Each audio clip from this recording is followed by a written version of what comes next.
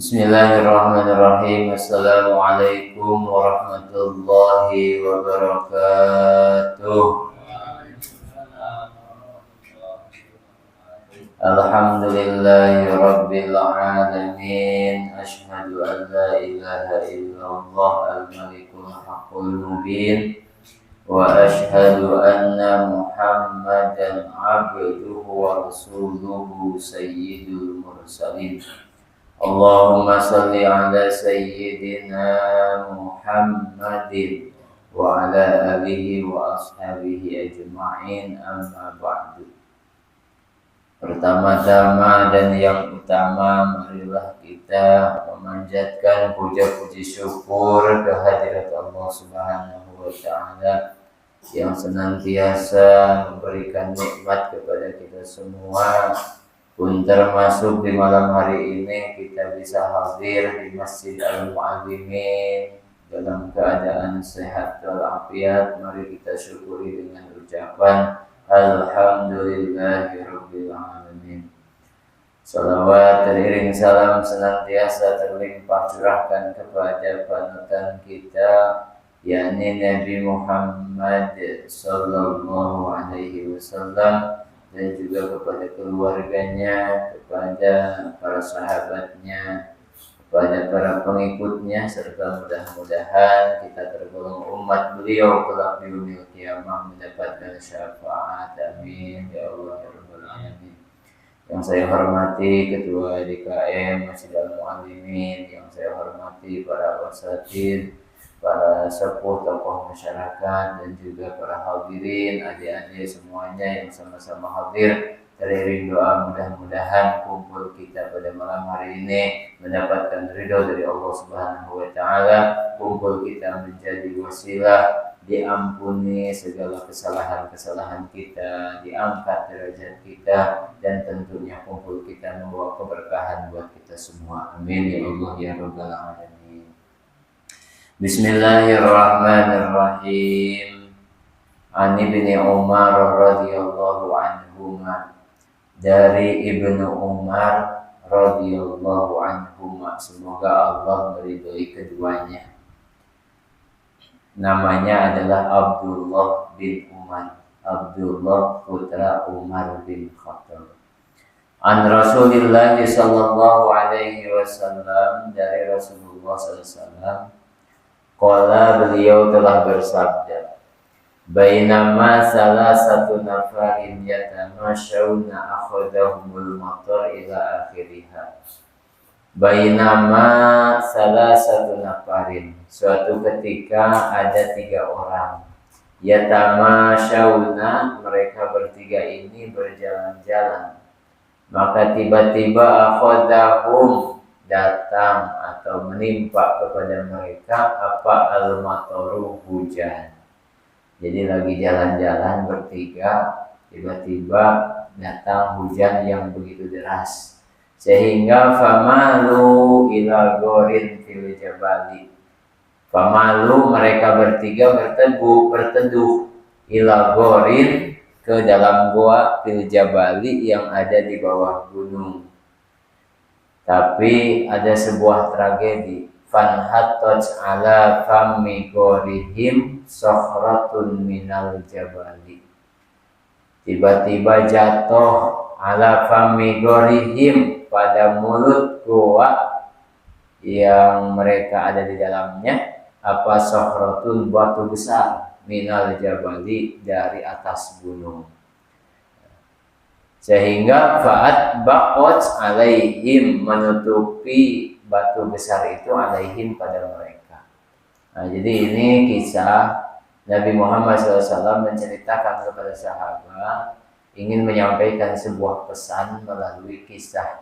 Kisahnya itu adalah 3 orang yang masuk ke dalam gua dengan tujuan untuk berteduh, tapi mereka terkurung di dalam gua karena ada batu besar yang jatuh dan menutupi mulut gua sehingga tidak bisa keluar.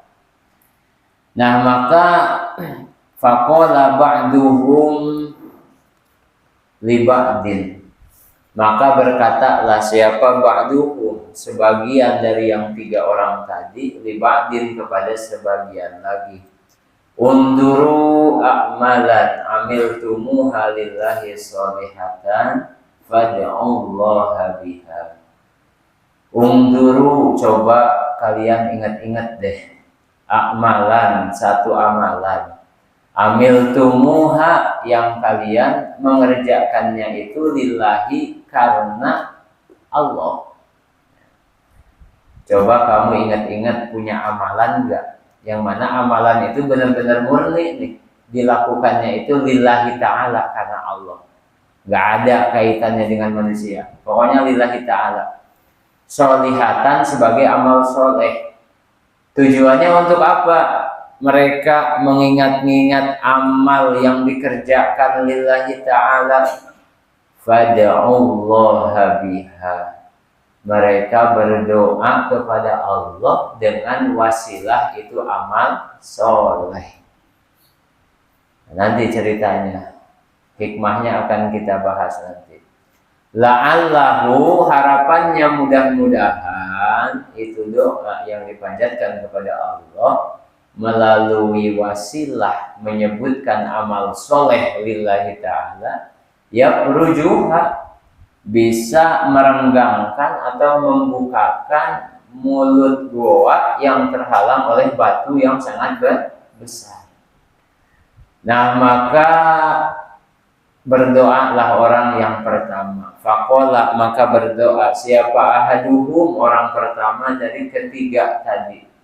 Doanya apa? Allahumma innahu kana li walidani syaikhani kabirani ila akhiriha. Allahumma ya Allah, innahu sesungguhnya hal, karena terbukti li miliku atau bagiku, walidani punya 2 orang tua. Artinya kata si orang yang pertama ini, ya Allah, saya ini dulu punya orang tua, yaitu ayah dan ibu. Saikhoni, tapi dua-duanya sudah tua. Kabironi, dua-duanya sudah renta. Wali, dan bagiku sibiatun sikorun, saya juga punya anak kecil. Nah, jadi ini dilema mungkin ya Bapak sekalian.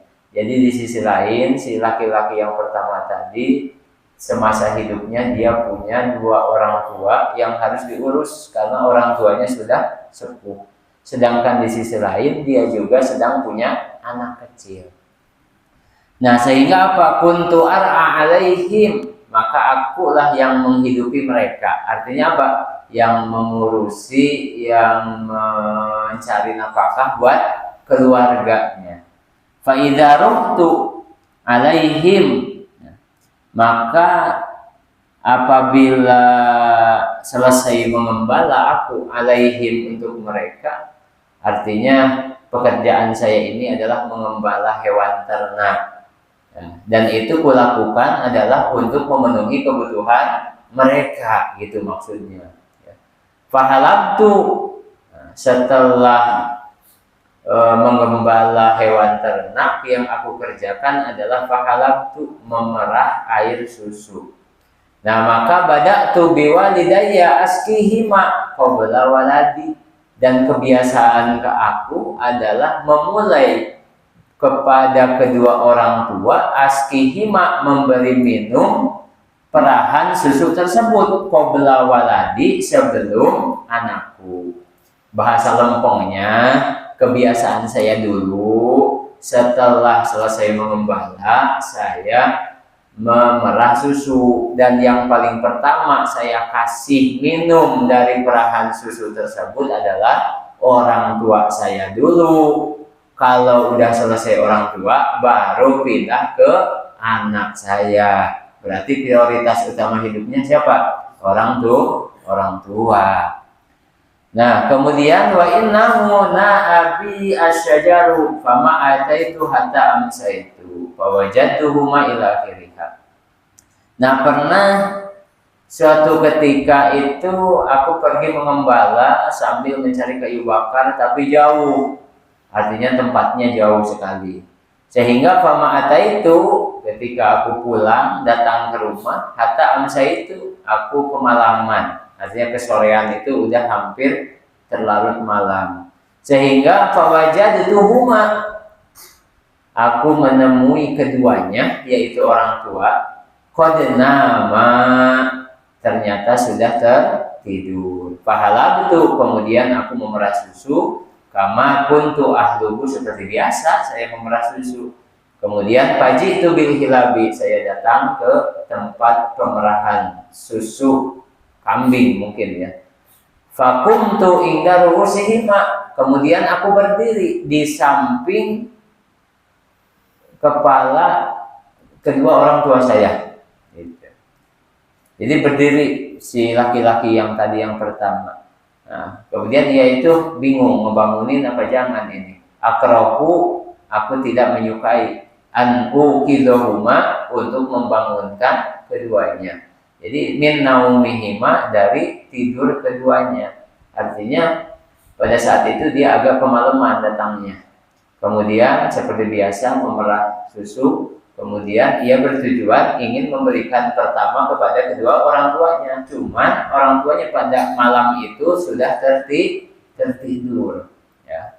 Sedangkan aku tidak suka atau tidak mau untuk membangunkan kedua orang tua saya karena takutnya mengganggu istirahat. Ini adabnya anak kepada orang tua sampai segininya Bapak sekalian.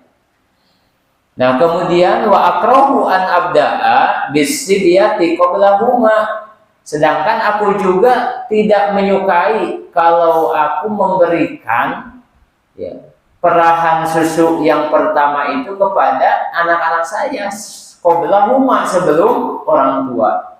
Sehingga apa yang terjadi? Wasibyatu yatadawuna inda qadamayya, sehingga anak-anakku itu merengek-rengek inda qadamayya, ya, di bawah atau di dekat telapak kaki. Artinya si anak itu merengek sujud, ya, saking lapar atau mungkin haus, ya, supaya si bapaknya tersebut memberikan air susu. Falam yajal dalika da'bi wa da'bakum hatta tala al-fajr. Nah, tidak henti-hentinya anak saya itu selalu merengek-rengek karena kehausan atau kelaparan.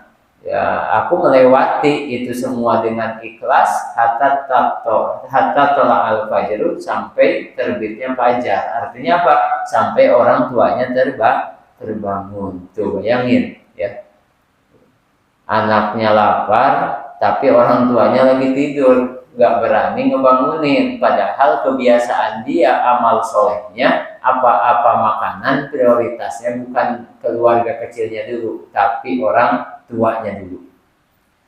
Sampai anaknya kelaparan, sampai datang waktu subuh tetap tidak memberikan karena orang tuanya belum meminumnya atau memakannya. Ini adabnya anak kepada orang tua sampai segitunya Bapak sekalian. Nah, sehingga ditutup doanya tersebut, kata si laki-laki yang pertama tadi, fa in kunta ta'lamu anni fa'altu dzalika batigha wajhika. Nah, ini puncaknya ini. Fa in kunta, jika engkau Allah ta'lamu, mengetahui, anni, sesungguhnya aku, fa'altu dzalika, melakukan itu semua yang tadi diceritakan, ibtigha wajhika, dengan hanya mengharap ridhomu, fakrujlana, maka tolonglah, bukakan, renggangkanlah, lana, bagi kami, furjatan, satu renggangan, narok, sehingga aku melihat, minha, dari itu celah-celah atau renggangan, as-sama, pada langit. Ya Allah, amalan saya tadi sudah saya sampaikan. Nah, kalau engkau tahu bahwa saya melakukan itu adalah karena mencari ridhomu, tolong atuh ya Allah, bukain dah dikit mah sehingga saya bisa melihat keluar, melihat ke langit, ya.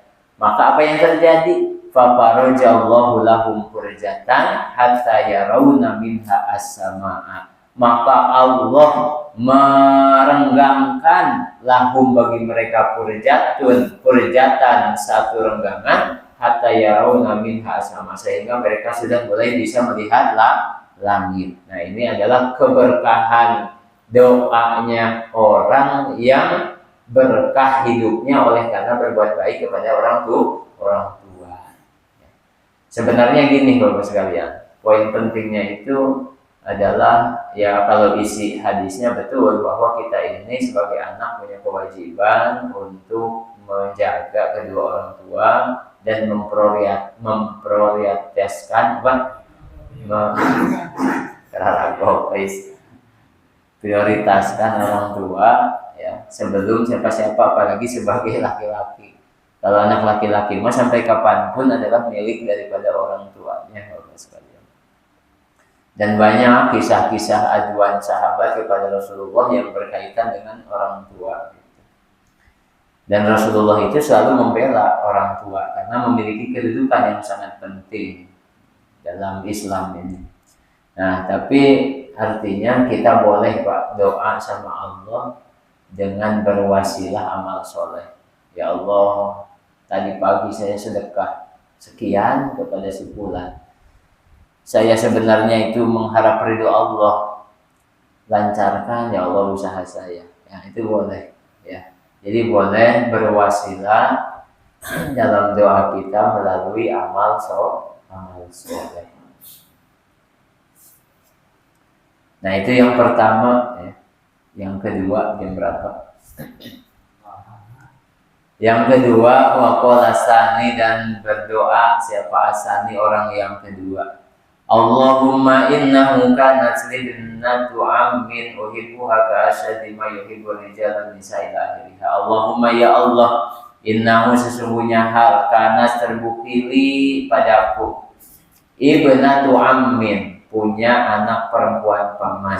Jadi si laki-laki yang kedua ini dia punya saudara, yaitu anak perempuan dari pamannya. Berarti kalau bahasa kita namanya sepupu. Sepupu dalam Islam itu sudah bukan mahram Bapak sekalian. Karena mahramnya itu hanya sampai di paman, mahramnya itu hanya sampai di bibi atau di uwa.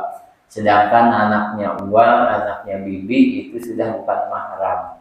Nanti bisa dibaca Quran surat An-Nisa secara gamblang jelas siapa aja yang disebut mahram. Nah kemudian uhibbuha, aku mencintainya, kata si laki-laki ini. Jadi suka sama sepupunya yang perempuan itu. Ka'asyadi ma yuhibbur rijalun nisa, ya normal seperti laki-laki mencintai perempuan. Fatalabtu ilaiha nafsaha, maka aku menginginkan ilaiha padanya nafsaha dirinya. Fa'abat, tapi dia menolak. Jadi si laki-laki ini berterus terang ya. Ya artinya ia hampir melakukan perbuatan yang dilarang antara laki-laki dan perempuan. Cuman si perempuannya itu apa? Fa'abat, menolak. Nah, tapi menolaknya itu ada syarat, hatta atiyah habimi ati dinarin, kecuali kalau kamu bisa ngasih saya uang 100 dinar. Fasa'ai itu, maka aku susah payah. Maksudnya mencari modal, nyari dana, nggak tahu dari mana. Hatta jama'atu ni'ata dinarin, pada akhirnya terkumpul juga uang yang 100 dinar. Udah punya modal, datang lagi. Falaki tuha, maka aku menemui sepupunya Pak. Ya. Sebenarnya suka sama suka, dan boleh itu dalam ajaran Islam aja boleh. Biha dengan membawa itu mi'atu dinar. Falamma qa'ad itu udah transaksi ya, dikasih uang yang 100 dinar. Singkat cerita, falamma qa'ad itu ketika aku duduk baina rijlaiha, antara dua kakinya, artinya udah hampir melakukan perbuatan yang dilarang pada saat itu. Tiba-tiba qalat, berkata itu ibnatu Amin, sepupu saya berkata, ya Abdallah, wahai hamba Allah, ittaqillaha, takutlah kamu kepada Allah, wala tabtahil khotama, janganlah kamu membuka cincin. Maksud membuka cincin itu adalah menggauli kecuali setelah adanya hak. Ya. Jadi artinya jangan menggauli setelah adanya hak. Yang memperbolehkan itu manakala sudah ada ikatan pernikahan. Kalau belum ada ikatan pernikahan, baru khitbah doang, ya kagak boleh. Ya. Karena belum ada akad antara wali si perempuan dengan si laki-laki yang akan menikahinya tersebut. Ya. Kalau sekarang mah banyak perempuan yang ngaku-ngaku titisan Siti Maryam. Hebat banget itu ya. Benar. Ini saya titisan Siti Maryam katanya. Karena saya punya anak, belum punya suami. Ya. Ada baik ya. Nah, fakum tuanha, saya mendengar sepupu saya berkata, ya Abdullah ittaqillah, takutlah kamu kepada Allah. Fakum tu, aku berdiri anha darinya. Artinya dia pergi meninggalkan si perempuan tersebut dan gak jadi untuk melakukan hal yang dilarang. Maka Allahumma fa in kunta ya ta'lamu anni qad fa'altu dzalika, jika engkau mengetahui kejadian itu dan saya gagal melakukan itu adalah karena mengharap ibtigha wajhika, mengharapkan keriduanmu, karena di dalam hati saya masih ada rasa takut kepada Allah, fabrujlana minha fafarjalahum furjatan. Sama doanya kayak yang tadi, maka Allah membuka celah yang kedua ya bagi mereka, tapi belum bisa keluar belum ya, mereka dorong tiba-tiba ringan terbuka dua, tadi kan satu purja sekarang jadi dua purja ya, udah semakin kelihatan banget itu langit, tetapi belum bisa dilewati, belum bisa keluar. Terakhir waqala al-akharu, maka berdoa orang yang ketiga, Allahumma ya Allah, ini sesungguhnya aku kuntu, terbukti aku istajartu, aku memperkerjakan ajiron seorang pekerja bifaroki uruzin, yang mana upahnya itu kesepakatannya adalah bagi hasil. Nah ini bagi hasil. Nah, jadi si laki-laki yang ketiga ini, saya dulu pernah punya seorang pekerja, yang mana pekerjanya itu adalah saya pekerjakan untuk mengolah ladang atau sawah mungkin zaman sekarang. Nah, dalam akadnya tersebut upahnya itu adalah dengan cara bifaroki uruzin, dengan cara bagi hasil tatanduran, berarti hasil panennya ya, bagi hasil ya, bukan entah itu paruan atau lain sebagainya, itu kan tergantung dari kesepakatan antara dua belah pihak. Nggak dijelasin di sini, intinya bagi hasil. Falam maqado, maka ketika selesai amalahu, perbuatannya atau pekerjaannya itu si ajiron, si orang yang saya pekerjakan, qala, ia berkata, atini, berikanlah kepadaku hakku, fa'aradtu alaihi haqqahu. Fa'aradtu, maka mana apa ini? Kata si laki-laki tadi, ketika sudah selesai panen ya, maka tolong berikan kepadaku hakku, artinya sesuai dengan kesepakatan ya. Tapi fa'aradtu, aku tidak menyerahkan lah, tidak memberikan alaihi kepada orang tersebut haqqahu, haknya. Jadi pas giliran sudah panen, ternyata si pemilik ladang itu tidak memberikan hasil ya, yang paruannya itu kepada orang yang bekerjanya. Ya biasa begitu, kalau udah hasil kan memang kadang-kadang begitu ya. Kalau bisa mah dirubah, kalau bisa mah jangan paruan ya, soalnya ini ternyata hasilnya banyak banget ini, gak rugi sih gitu. Jadi kadang-kadang begitu Bapak sekalian ya. Nah ini juga sama, si laki-laki yang ketiga ini memperkerjakan seseorang, tetapi pas giliran waktunya bagi hasil, ia malah tidak menyerahkan hasilnya tersebut kepada orang tersebut sebagai haknya. Fatarokahu, kemudian aku meninggalkannya. Warogiba anhu falam azal ajra'uhu.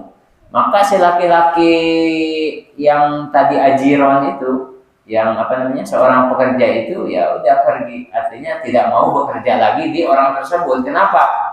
Kemarin aja kagak bayar ya, Padahal saya jasanya banyak banget ini, udah keringat dan segala macam gitu kan, ngurus nyemprot. Nah, falam azal ajrahu hatta jama'tu minhu baqaran waro'iyaha. Nah, maka kata si laki-laki yang ketiga ini, setelah si Ajiron tadi meninggalkan saya, artinya tidak mau bekerja lagi, maka akulah yang bekerja untuk ladangku sendiri. Sehingga dari hasil bekerja dan panen, maka aku mampu mengumpulkan harta sehingga minhu baqaran, sehingga aku bisa membeli sapi. Waro'iyaha, sekaligus orang yang merawatnya atau mengembalakannya. Nah, maka tiba-tiba faja'ani, datang lagi kepadaku. Siapa? Orang yang tadi yang kagak dibayar. Ittaqillaha, kata si orang tadi, takutlah kamu kepada Allah. Wala tadlimni, janganlah mendolimiku. Wa'atini, berikanlah kepadaku hakku. Jadi nagih ya. Jadi si laki-laki tadi pergi itu ya tetap nagih lagi gitu kan, karena memang yang kemarin itu belum dibayar. Nah, maka fakultu, orang yang ketiga yang sedang berdoa tadi berkata, idhab ila dzalikal baqar, silahkan kamu pergi ke sapi itu, tuh ada sapi, pergi ke sono. Waro'iyaha, pergi kepada pengembalanya. Fakola, maka berkata itu si laki-laki Ajiron tadi, ittaqillaha wala tahzabi, takutlah kamu kepada Allah, janganlah kamu mengejekku. Wala tahzabi, janganlah kamu mengejekku. Entah ngaguguyonkeun kaulah, itu kalau kata orang Sunda. Fakultu, maka berkata aku, ini sesungguhnya aku la ahza'u bika, aku tidak mengejekmu. Fakhud, ambillah apa dzalikal baqara, fakhud, maka ambillah oleh kamu dzalikal baqara, itu sapi, waro'iyaha, sekaligus sama pengembalanya. Wah, diambil itu ya.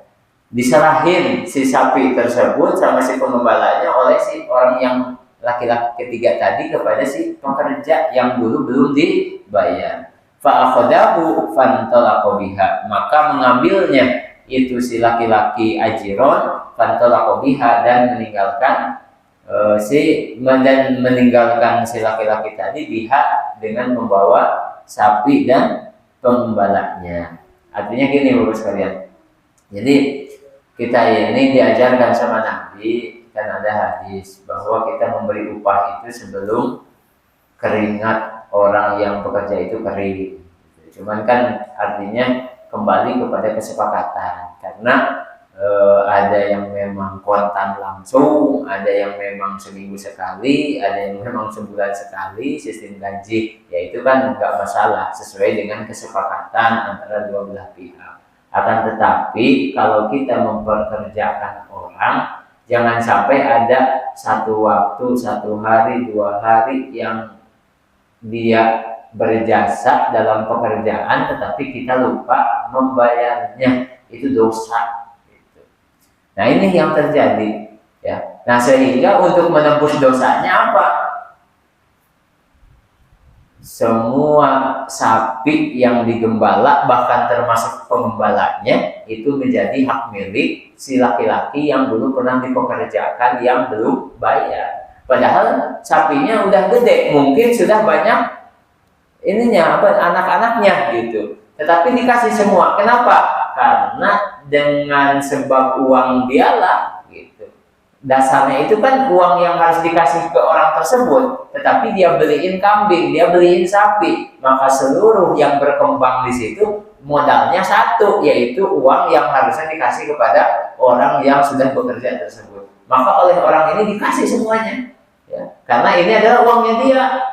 Nah, fa in kunta ta'lamu anni fa'altu dzalika, sama dengan yang tadi yang pertama kedua, jika engkau mengetahui yang aku kerjakan itu adalah ibtigha wajhika faqruj ma baqiya, tolong ya Allah direnggangkan lagi sisanya. Nah, maka apa yang terjadi kata Nabi, fa farajallahu anhum, wa faraja, maka merenggangkan siapa Allah anhum dari mereka, sehingga mereka bisa keluar lagi dari dalam goa dan batu yang besar tersebut berkat doa mereka, dan doanya yaitu dengan wasilah amal soleh yang sudah mereka kerjakan, maka Allah memberikan keringanan sehingga batu tersebut bisa bergeser dan pada akhirnya mereka bertiga bisa keluar dari dalam gua.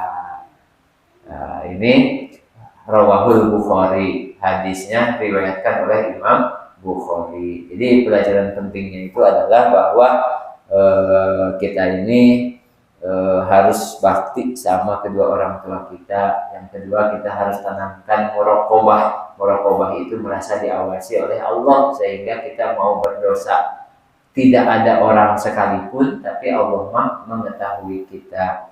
Dan kemudian kita harus membayar hak orang yang kita kerjakan. Dan selebihnya hikmahnya adalah boleh kita berdoa kepada Allah dengan wasilah menyebutkan amalan kebaikan. Dan yang terakhir, senjata pamungkasnya orang yang beriman, orang yang beragama Islam, bahkan dalam keadaan terdesak, maka senjata pamungkasnya adalah berdoa kepada Allah Subhanahu wa taala. Bahkan kalau seseorang tidak mau berdoa, itu dikatakan orang yang sombong. Kenapa sombong? Karena berarti ia tidak butuh dengan yang menggerakkan dia, tidak butuh dengan yang menciptakan dia, Allah Subhanahu wa taala. Mudah-mudahan pembacaan hadis yang tadi kita pelajari ini menjadi motivasi bagi kita semua untuk meningkatkan keimanan dan ketakwaan kita kepada Allah Subhanahu wa taala. Billahi taufiq wal hidayah. Wassalamualaikum warahmatullahi wabarakatuh.